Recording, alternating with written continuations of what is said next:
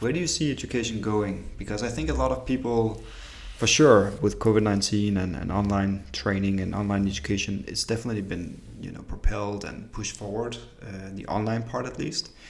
But I think when I saw, for example, Coursera or Khan Academy or these kind of sites, I was like, and they go back to like the beginning of the millennium or something like that. I looked at them and like, okay, now education is going to change dramatically. And here we are in 2020. And it didn't. And it didn't really. Like, we still go to university the same old way. And I know people are live streaming and, you can take online courses on Coursera, et cetera, Udemy and whatever the platforms are called today.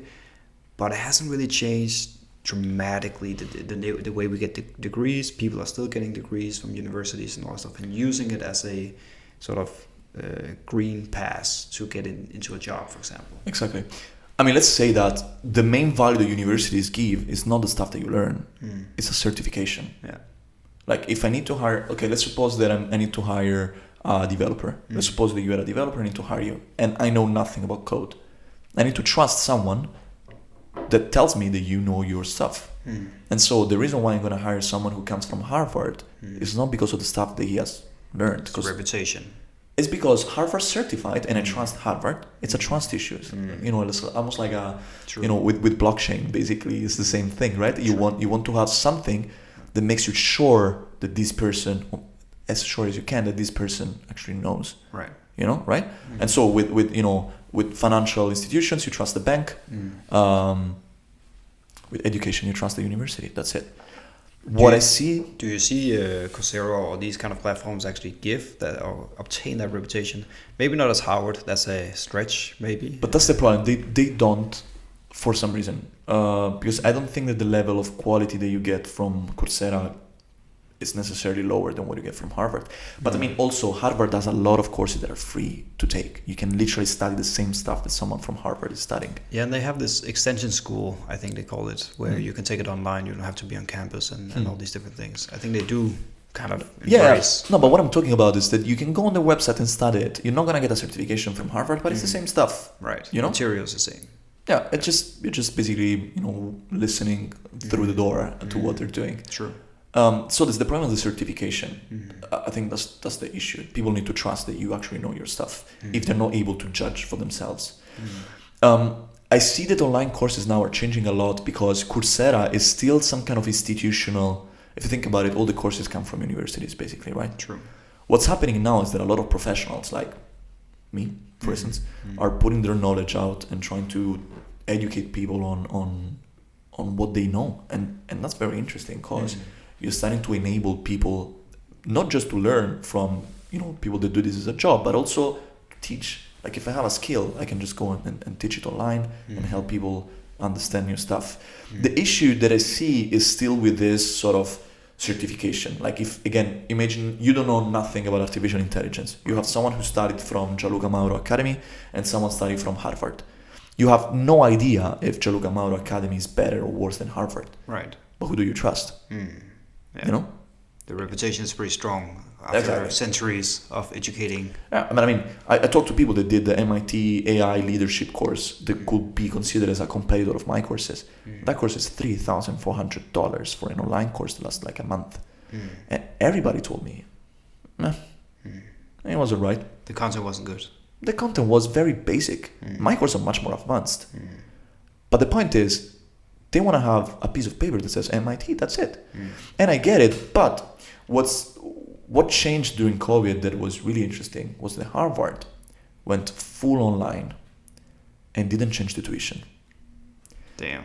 So think about profit margin right there. Yeah. If you don't, damn. Okay, I didn't know that.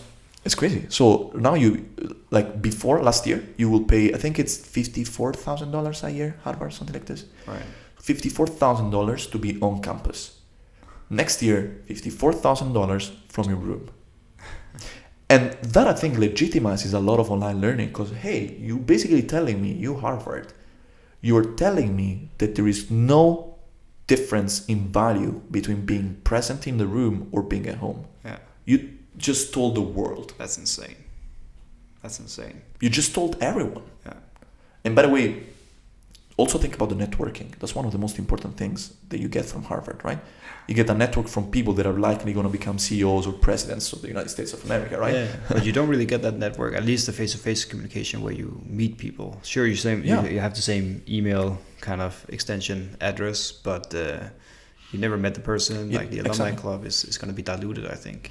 100%. I mean, that's what I believe. I don't know what they're doing to try to keep that going.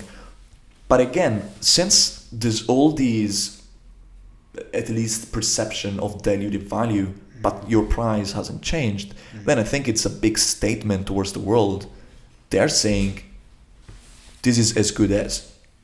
And so now, since you said that, now also my course is as good as the ones that you can do in a big, fancy, mahogany.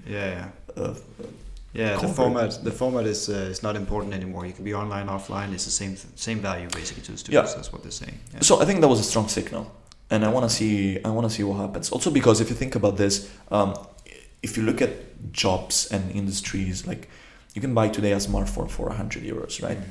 Everything has become more scalable, except healthcare, because you need if I'm sick, I need a nurse, and you can't scale nurses, and education, because if I need to learn, I need to have a professor who there's just a limit to exactly how many people, Right. But if you can make some parts of education at least scalable, then that becomes cheaper.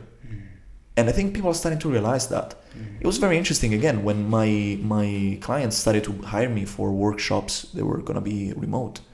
They're like, wait a minute, this is good. And I never reduced, and I never said that I was going to be paid less.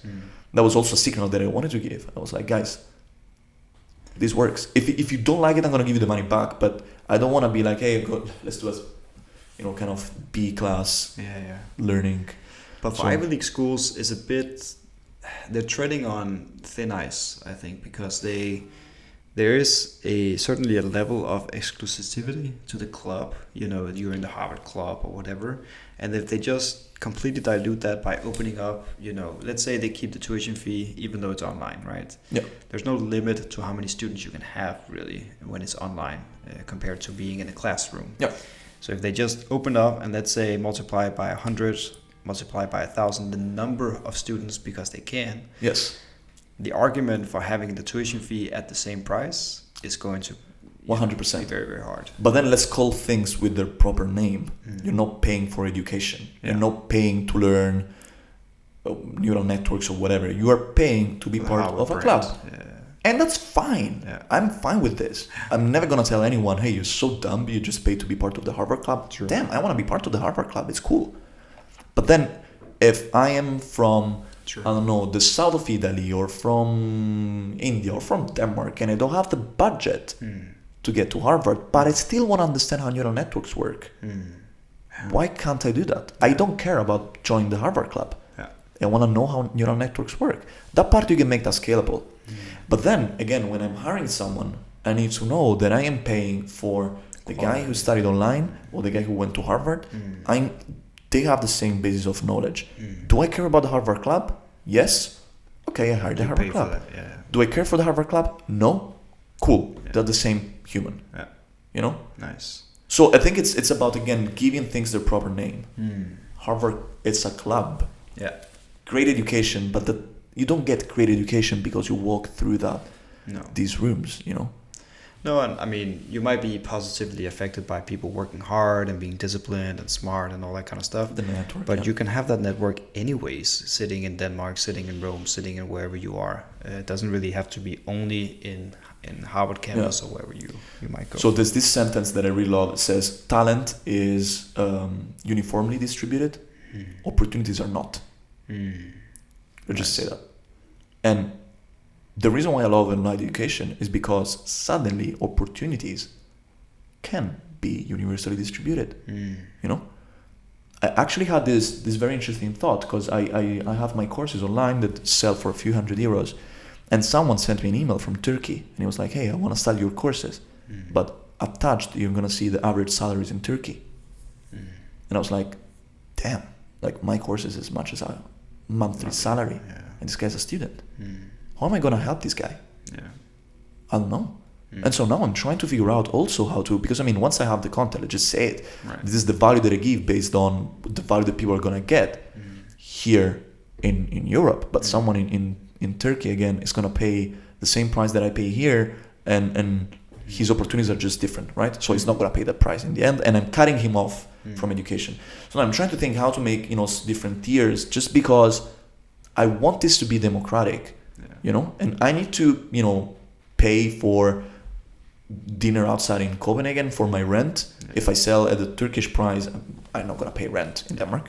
So I need to be able to sustain myself, but I also want him to be able to get the same opportunities of learning that we have with this kind of content. How am I going to do it? I have no idea. That's for Christmas. That's for Christmas, right? Too many things. Yeah, ethics. And there's going to be an intense Christmas, Jesus Christ. But I think, in general, the internet just brings down barriers, and it's happening all over, across the board. Yeah, your book, it's a great testament to this, right? Yeah, software is feeding the world, guys. Yeah. It's actually right behind you there. You can see it. Yeah, you can grab one if you want. A good one. But yeah, in general, just bringing down the barriers to anything, education, access to information, all these kind of things is going to happen with the internet. I think that's the beauty of it. And I'm sure there is some guy that is similar to you, but obviously different in Turkey, that would be able to offer a course which is also similar to yours, but at a different price point. So even though you can't pull it off, someone else can. Yeah, someone else can. You are too busy during your Christmas. Somebody else will probably come around from Turkey, from wherever. I hope so. Do it. Yeah. I hope so. But again, I think the most important thing is focusing on that idea of how can this stuff, how can software, how can online education help me democratize knowledge? And again, talent is equally distributed, opportunities are not. How can I equally distribute opportunities, if you care about this? And I do. So that's something that I'm trying to figure out. Nice. I don't know if I'm going to help some Turkish AI expert do a course like mine, or if I'm going to, put a different price if you're from Turkey, which is weird. I don't know how I'm going to do it. Right. But again, as we said before, it's not easy, yeah, but it's necessary, I think.